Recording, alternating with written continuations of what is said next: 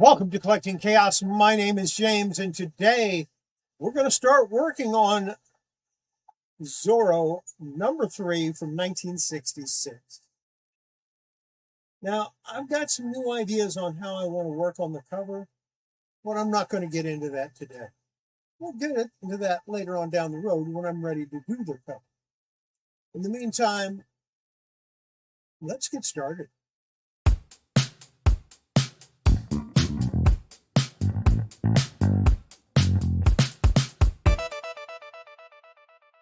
Okay, then.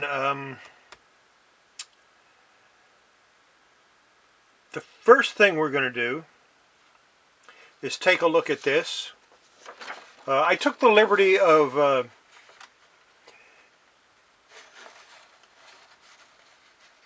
making a sheet to show what I want to do and when I want to do it. And I did all of this while you weren't looking. And it's got different steps here that we're going to do. We're going to separate the cover from the comic and place it in a protective sleeve. We're going to remove the staples from the interior of the comic. And for each interior wrap, we'll determine if it should be washed to try and remove the staining or just humidified and pressed. We'll see. And then we're going to proceed with the conservation of the interior wraps. Once all of that's done, we'll work on the cover. So, see if I have yeah, I got something here I can use. And step one was separate the cover from the comic and place it in a protective sleeve. That's not too difficult to do since it's detached already. Those stains have me worried.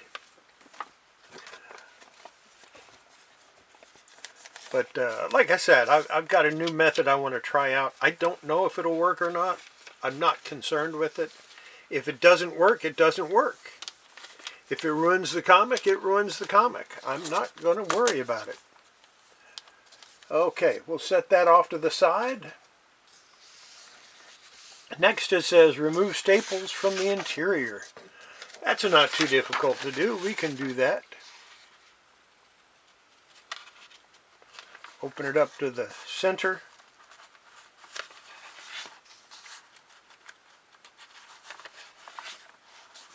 There we go. Get out my capable staple tool. And where's my other one? There we go. And we're going to start with the top one. Now I'm going to go ahead and use this same one I used on PEP 158. And I'm not even going to change the name of it. I'm just going to leave it there.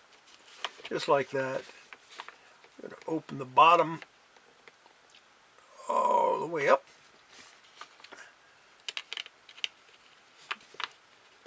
Put it on that little hole there. And then we'll open this side all the way up.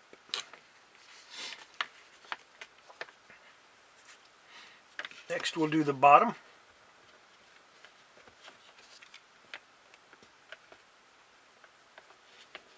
Open it up. It's got a little rust on it, but it's not bad. It feels pretty stable.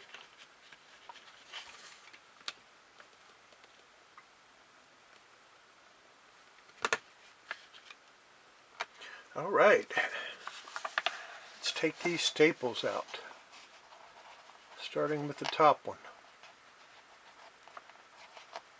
Is it going to come out easily, or am I going to have to... Oh, that does not want to come out. There we go. We got it.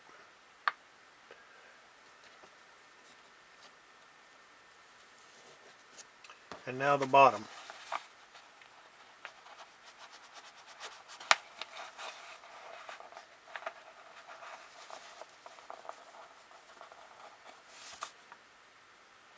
Got that out.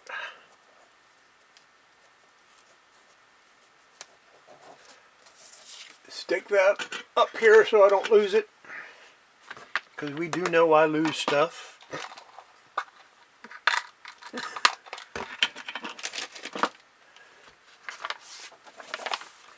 All right, let's take a look at each one of these individually. Number one, and I want to have this handy. And do I have a pencil?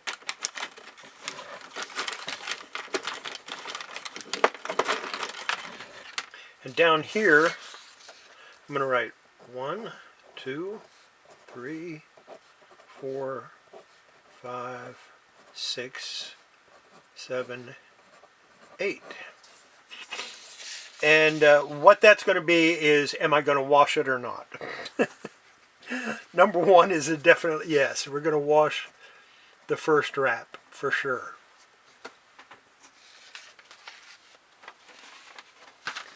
The second wrap, I can still see some stains on it.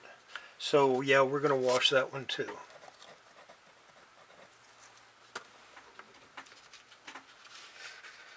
Let's go to wrap number 3.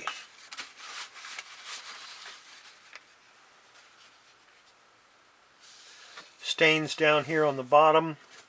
So yeah.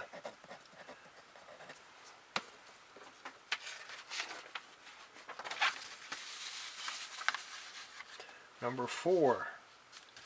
Number 4, not too bad. I might be able to get away with just humidifying it, except for this. I kind of want to get that off. And in order to do that, I'm going to have to get the whole thing wet, and then I'm going to try to use some Rust-Oleum rust remover to take that stain off of there. You know what? We're just going to go ahead and wash it. And then I'll try a Rust-Oleum treatment once I get it washed. Same thing with this one. And the reason I'm deciding to go ahead and wash it is these pages are really stiff. The water, when it got wet, it really did a number on the pages. And while humidification might work, if I didn't have this black stain here, I would probably just go with the humidification and not worry about it. But with that stain, I think I want to go ahead and wash them.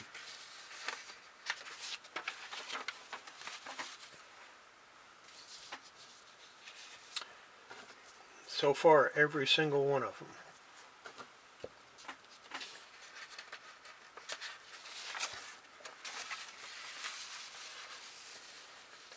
But there are no real bad tears. I mean, it's a little bit bad here. And I might go ahead and cut that out and then, I don't know.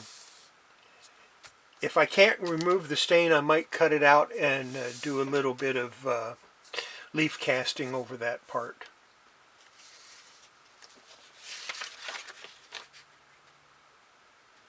Yeah, we're going to do that with all of them. We're going to do the same procedure with all of them. Now, I'm not going to show you me washing the pages, but I will show you how I'm going to try to remediate this black stain once I wash them. And we're going to start with the centerfold and work our way to the number 1, which is kind of backwards from the way I usually do it. And then I'm going to end with the cover. Let me go ahead and get started on that, and maybe we'll be back. Maybe this will be the end of the video. We'll see what happens. Okay, what the procedure was is I washed it with a mild, warm soap with the water. You know, added some soap to the water, and I agitated it back and forth a little bit, and I went for about 5 or 10 minutes. I think it was closer to 10 minutes, to be honest with you. Then I poured off all of that water, and I added hot water. Just plain hot water, because I wanted to rinse out any residual soap. Let that sit for 4 to 5 minutes, agitated it a little bit, poured that off. I then added an additional wash of calcium hydroxide and methyl cellulose. And this is what came out. So that's how I got to this point. Now the next thing we're going to do is we're going to see if we can't get some of this out. And the way we're going to do that, I kept saying Rust-Oleum rust remover, but it's not. It's Evapo-Rust. And we're going to give that a try. Just in this one little spot. Now, I don't plan on touching this stuff. I plan on, using this to apply it and then putting a cotton round over it. But this stuff is a little caustic. So what we're going to do, I'm going to play it safe. Get a couple of these out. I buy these by the case. I don't buy them by the box. You buy them by the case and you pay about a quarter of what it would cost for a box. So we'll put that on, and I'll probably use 8 pair of these.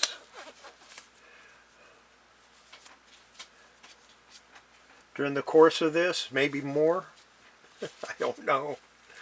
I don't know how many I'm going to use. I don't care. Like I said, I buy them by the case, not the box. And there's like 100 in each box. So figure I've got 2,400 of these.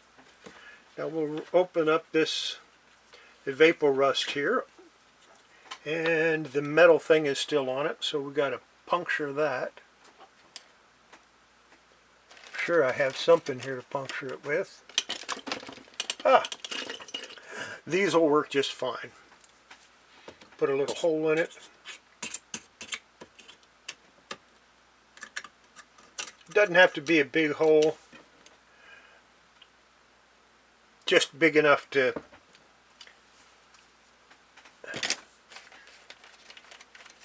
dip one of these in. So dip it in and apply it to the area that I want to try to get it to work on. And I don't know that this is going to work.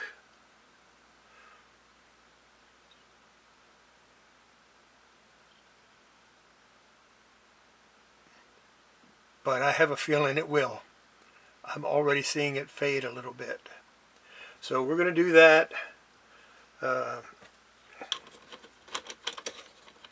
put the top back on that. And I'm just going to cover it up with a cotton round. And I'm going to let that sit for 20 or 30 minutes. I know I'm leaving this all out, but don't worry about it. 20 or 30 minutes just like that. And then we'll come back and take a look at it and see how it looks. It's been a while. It's been nearly an hour. Let me put these back on. These are the same ones I had on before. If you're careful when you take them off, you can use them a couple of times. If I get any kind of liquid on, of course, I toss them. I don't keep those at all. Okay, let's see how this looks. Not too bad. Still a little discolored, but it doesn't look black anymore. So I'm happy with that. Let me toss this in the trash real quick.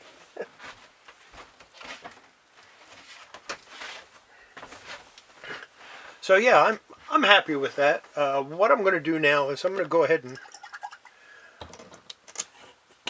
even though I added methyl cellulose to my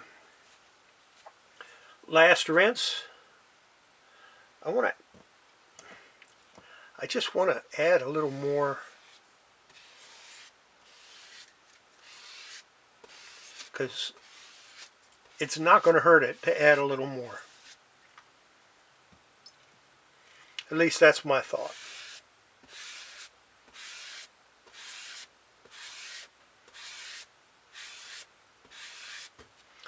Okay. I'm going to let that sit for about 5 or 10 minutes. Then I will put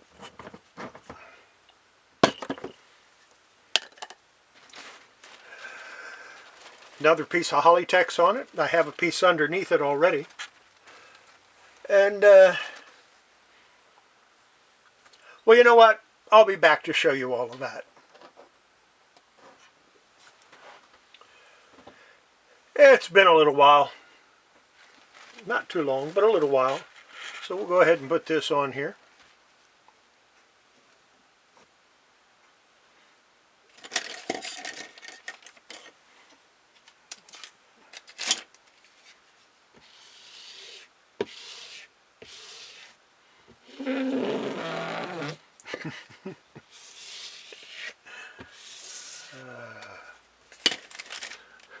I didn't expect it to make that noise. I'm going to go ahead and paper towel over that. Just get off some of the excess water, excess moisture. I do have some blotting paper now that I can use.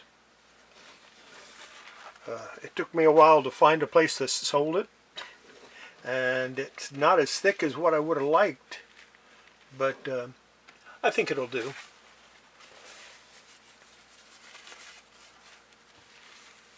And some more paper towels to take up the moisture on this other side. Now I won't be pressing it with the paper towels. This is nothing more than something to take up some of the excess moisture, which it does very effectively. Now I'm going to go put this in my cold press, and we'll take a look at it tomorrow, which means you'll see it on Wednesday.